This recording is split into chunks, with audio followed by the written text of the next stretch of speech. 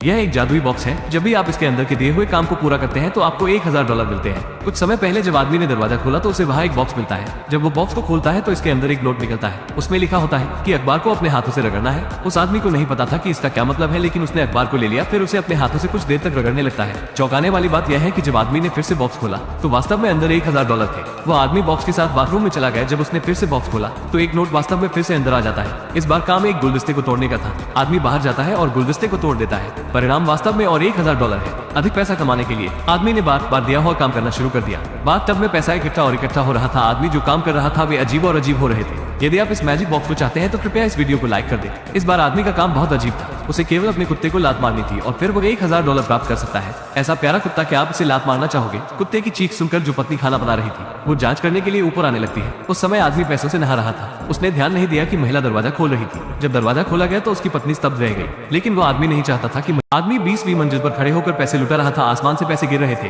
भीड़ में हंगामा मच जाता है। वे चाहते हैं कि लोग हर दिन इमारतों से कूदे, लेकिन निक वास्तव में कूदना नहीं चाहता है। इसके बजाय वे सड़क के पार इमारत में एक डकैती को छुपाने की कोशिश कर रहा था। उन्होंने तारों से फर्श को कवर किया, फिर इसे स्टील प्लेट कनेक्टर्स के साथ कवर किया और फिर उन्हें पेंचों के साथ सुरक्षित कर दिया। उन्होंने ब्लास्टर्स के साथ छेद ड्रिल किया, फिर छेदों में ब्लास्टर्स डाल दिए। उन्होंने साउंड प्रूफिंग के लिए गद्दे से इसे छुपा दिया। अब सिर्फ अराजकता पैदा करने के लिए इमारत के ऊपर निक का इंतजार है। निक इमारत से कूदने का नाटक करने लगता है। पुलिस को शोर सुनाई देने लगता है, लेकिन भीड़ की आवाजों ने उनका ध्यान हटा दिया। फर्श में एक बड़ा छेद कर दिया। वहाँ नीचे एक एयर डक्ट है। इस तरह वे तिजोरी में आ गए। निक बहुत घबराया हुआ है। उसके हाथ हिल रहे हैं। वो डर को कम करने के लिए सिगरेट को मांगने लगता है। एना ने एक अवसर देखा। उसने एक सिगरेट जलाकर उसे दे दी। वो कहती है कि वो उसके साथ धूमपान करेगी। निक ने आधा धूमपान किया और उसे आधी वापस दे दी। एना जल्दी से अपने कमरे में वापस चली गई। उसने सिगरेट को अपने साथी को उंगलियों के निशान के लिए सौंप दिया। रॉय तब पंखे को रोकने के लिए एक बैटिंग रैम का उपयोग करता है। पंखा रुकने के बाद में उसके नीचे से निकलकर अंदर चला जाता है। फिर लिफ्ट को चलाने के लिए कोड दर्ज करता है। अब वो लिफ्ट को इमारत के ऊपर जाने देता है, फिर रस्सी की मदद से नीचे की ओर जाने लगता है। अगला हमें निगरानी क्षेत्र से गुजरना होगा।